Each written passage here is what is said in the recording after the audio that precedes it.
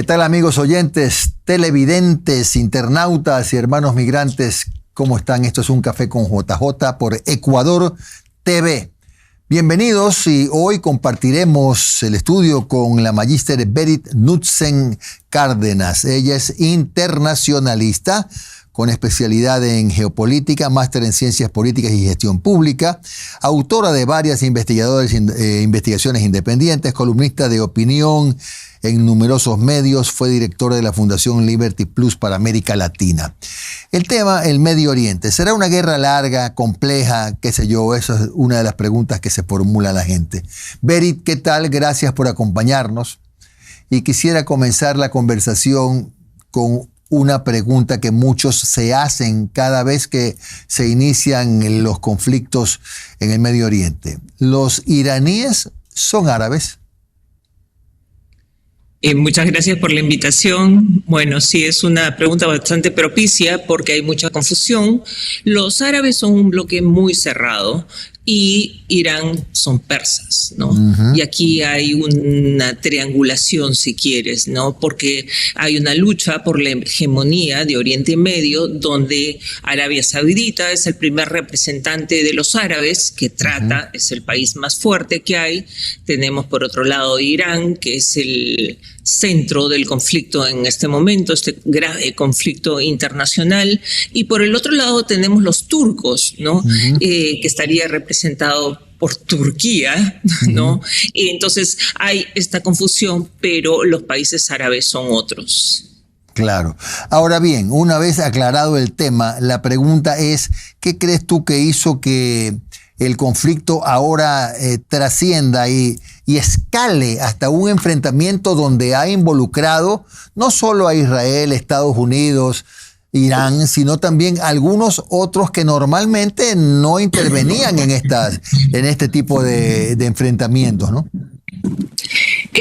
Para entender lo que está pasando, creo que es importante recordar que antes de este conflicto o durante, porque en realidad se han paralizado las negociaciones, estaban negociando Estados Unidos con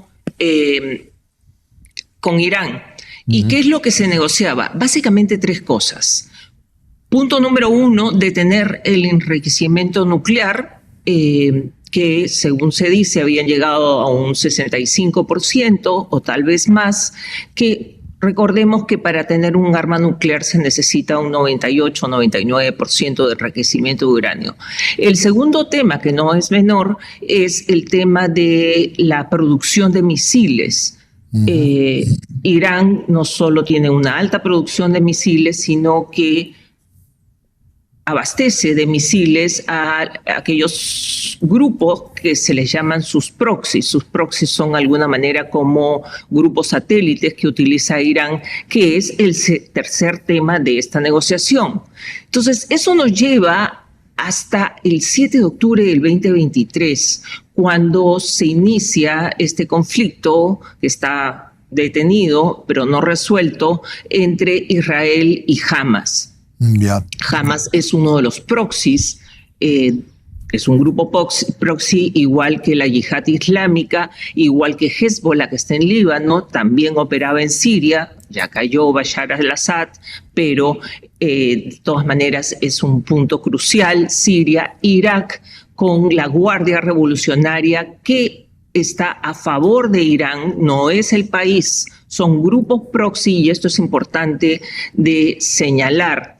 Y luego tenemos al sur los hutíes en Yemen, que causaron grandes problemas en el flujo de barcos en el Mar Rojo, que es el que lleva hasta el Canal de Suez, por donde pasa gran parte del comercio en el mundo. Entonces, esto ha ido avanzando y en el 2024 se da el primer ataque directo de la historia entre Israel e Irán. Yo, por coincidencia, estaba en un viaje, estuve en Palestina, estuve en Egipto y también estuve en Tel Aviv en el momento que se da este primer ataque, que básicamente atacaron la ciudad de Jerusalén, pero todos los misiles fueron interceptados. En octubre se repite esta situación. vuelven a haber ataques básicamente porque Israel había atacado, había eliminado a Ismael Haniyeh, este líder de Hamas, en territorio de Irán. Y luego viene la escalada. Ya el año pasado hemos visto la guerra de los 12 días, justamente cuando el Consejo, que estaba viendo el tema del enriquecimiento de uranio, descubre que estaban al 65% y en medio de este debate Israel ataca y este conflicto termina a los 12 días con la intervención de los Estados Unidos. Pero lo que estamos viendo ahora ya es otro nivel, mucho más grave del que estábamos viendo. ¿Por qué? Porque se cruza una frontera. Ya habían asesinado a algunos líderes, pero no tan importantes. Ya se habían asesinado a muchos científicos y se habían atacado las principales bases nucleares, Fordow, Isfahán, y esto había llevado a otro nivel. Israel había logrado dominar todo el espacio aéreo y en esta coyuntura ingresan los famosos B-2 de Estados Unidos con estos famosos misiles que son rompebúnkeres o antibúnker. Pero Berit, ¿qué es lo que desencadena ya la guerra no declarada?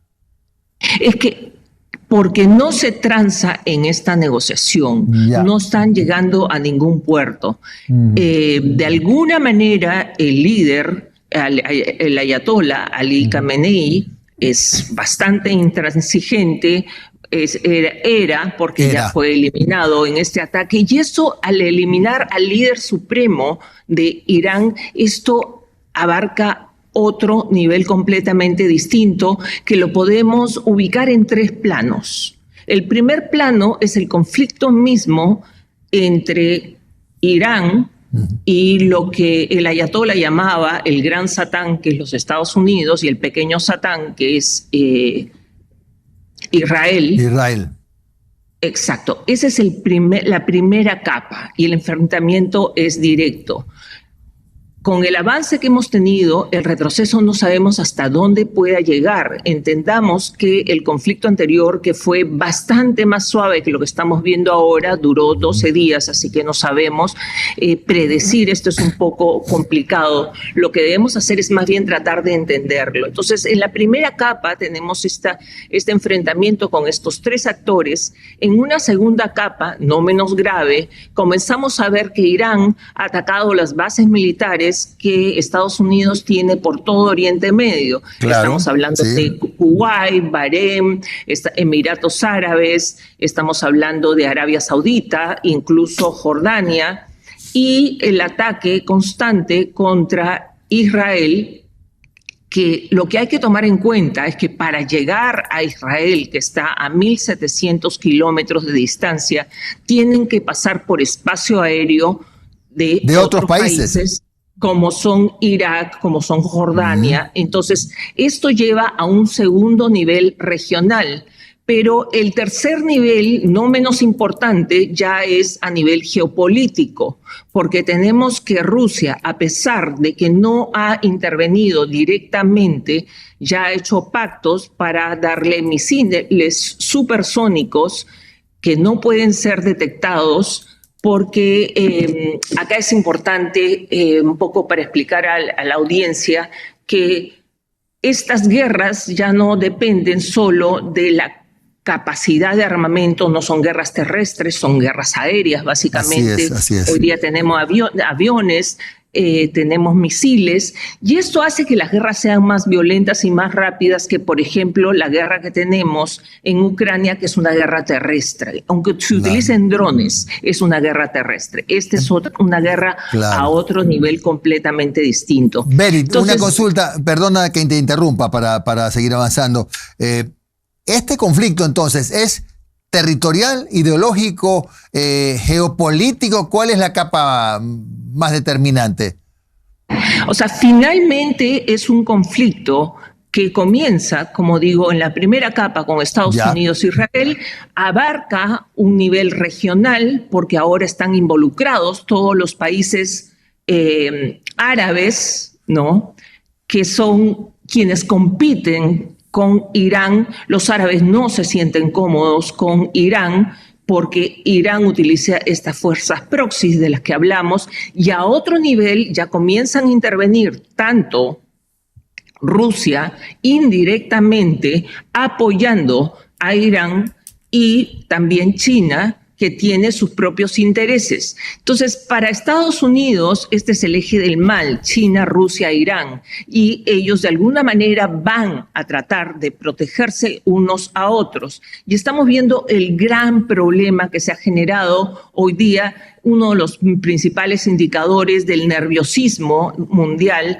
y petróleo. Para entender que problema geopolítico que casi todas las bolsas del mundo han abierto en negativo. Ajá. El precio del petróleo ha llegado hasta casi $80 Así y ha bajado de 60 a 65 dólares que lo habíamos estado viendo.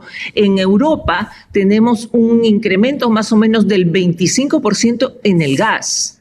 Entonces, esto automáticamente genera una serie de efectos en cadenas como que vamos a tener inflación porque todo se encarece si se encarece la energía. Las bolsas, como te digo, son muy importantes porque nos explican lo que está pasando. Y otro indicador del nerviosismo es que el oro, que es el refugio por excelencia, que venía más o menos bajando de niveles de $5,000, ahora está más o menos unos 5,400, no tengo, así abrió el día de hoy, ¿no? Entonces, claro, pero subir 25% el precio del gas, porque recordemos que Irán es un gran productor de petróleo, pero sobre todo es un gran productor de gas. Entonces, claro, esta guerra, Berit, impacta en muchos países del mundo, ¿no? Luego del corte te voy a solamente mencionar cómo nos afecta a nosotros en Ecuador, por ejemplo, y no sé si a Perú. Ya regresamos en 2 minutos más con Berit Knudsen, que es nuestra invitada aquí en Un Café con JJ por Ecuador TV. No se vaya.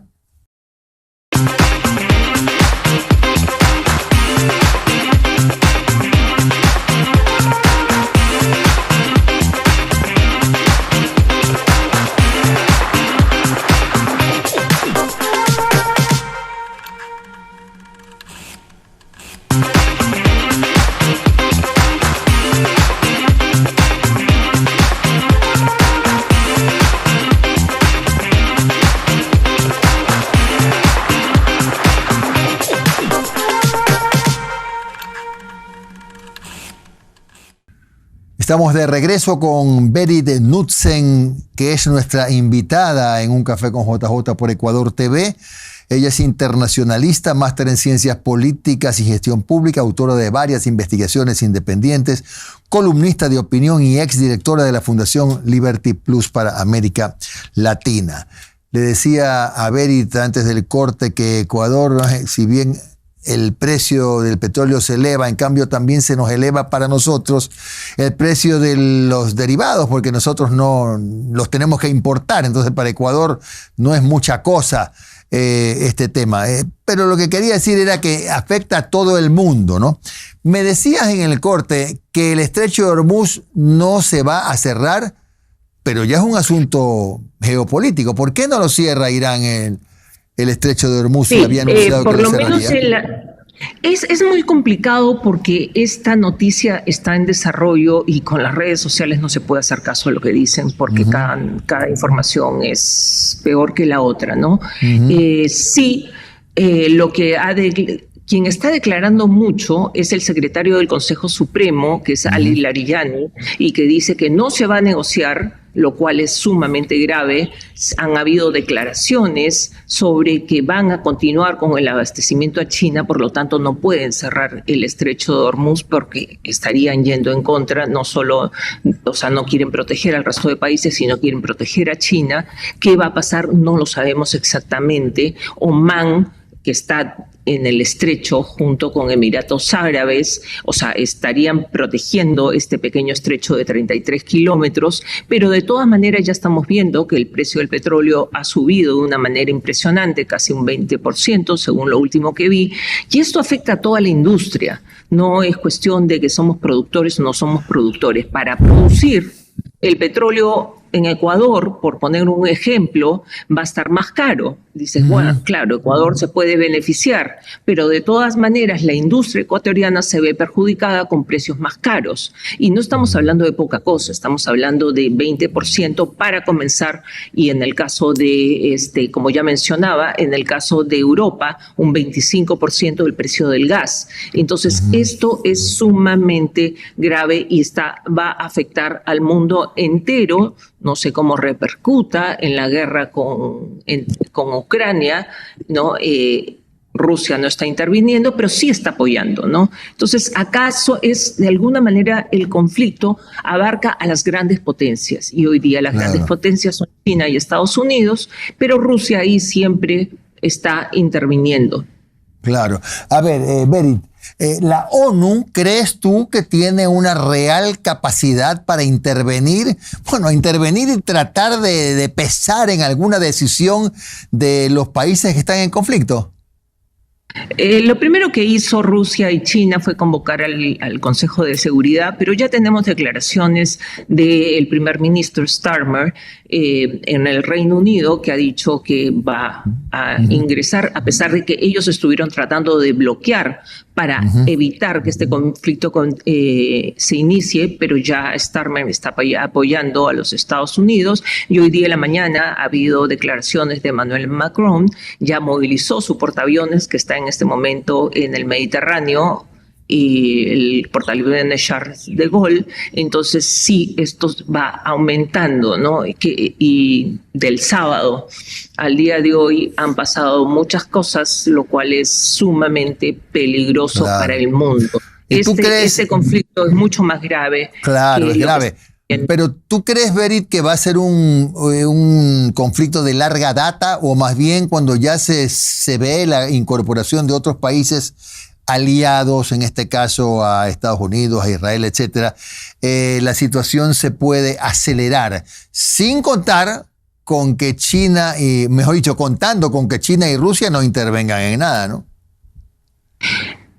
Si la guerra de los 12 días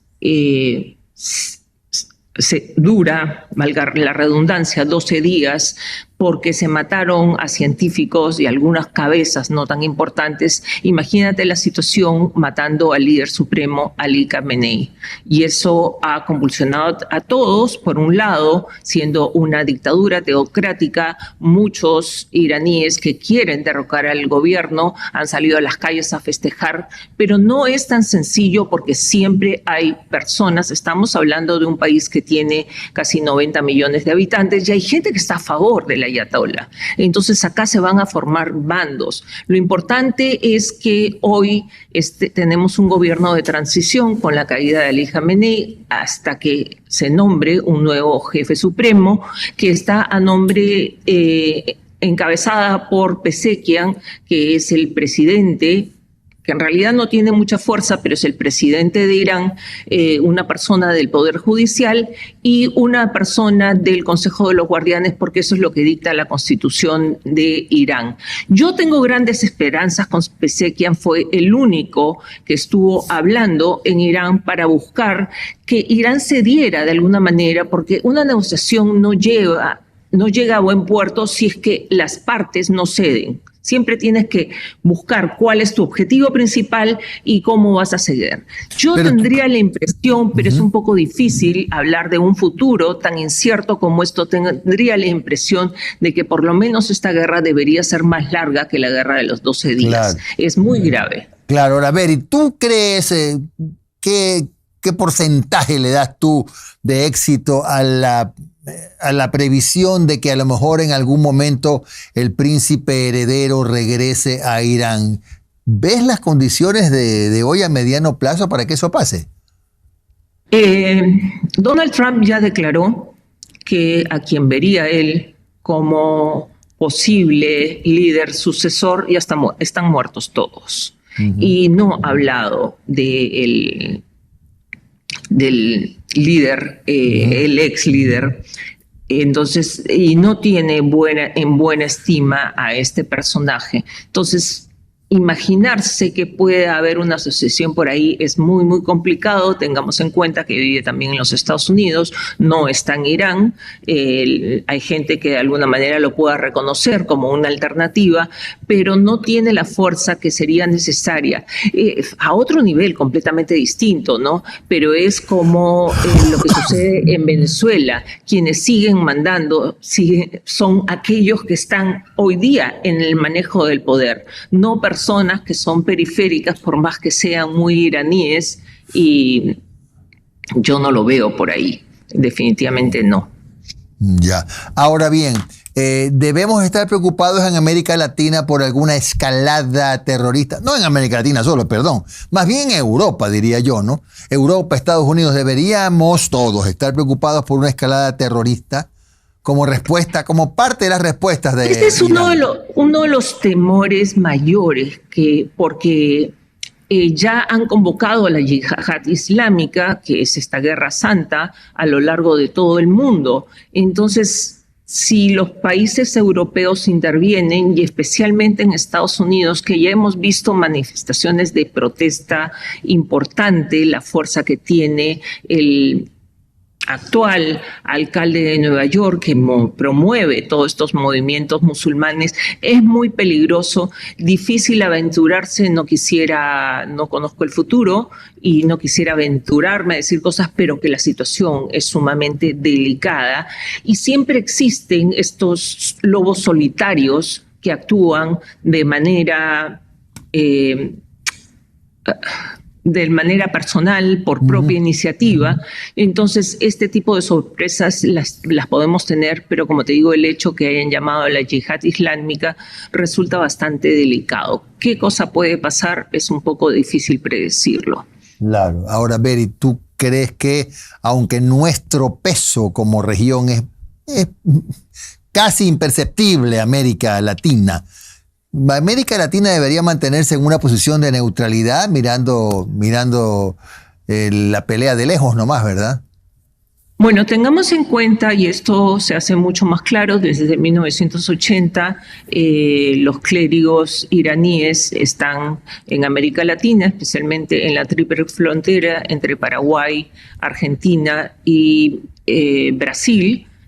Tenemos que en los años 90 hubo estos atentados terroristas gravísimos en Argentina, de Lamia y la Embajada de Israel. Y ahora con el tema de Venezuela, sabemos la fuerte penetración de Irán en Venezuela y esto afecta a todos nuestros países. Tenemos una presencia iraní en el Perú, que no es poca cosa. Por ejemplo, en las fronteras, y ahí hablamos también de Ecuador, en la frontera del Putumayo, actualmente los guerrilleros de la guerrilla de la frontera que están por ahí, tanto en Ecuador como en Perú, utilizan drones de fabricación venezolana con tecnología de Irán. O sea, la presencia de Irán es mucho más fuerte de lo que las personas estamos imaginando. Ellos están presentes, o sea, la cantidad de movimientos musulmanes están vinculados y las iglesias están vinculadas con Irán y no son únicamente un lugar donde van a rezar, ¿no? Sino que estos tienen, es un brazo religioso, político y militar, porque en Irán todo está vinculado.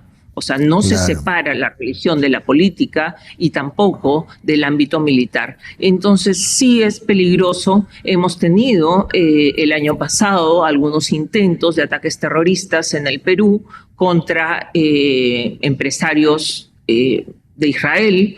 Entonces sí hay una fuerte presencia. ¿Qué cosa puede pasar? ¿Se van a activar? ¿No se van a activar? Recordemos una cosa, los lobos solitarios, o sea, actúan en solitario, pero pueden causar mucho daño, ¿no?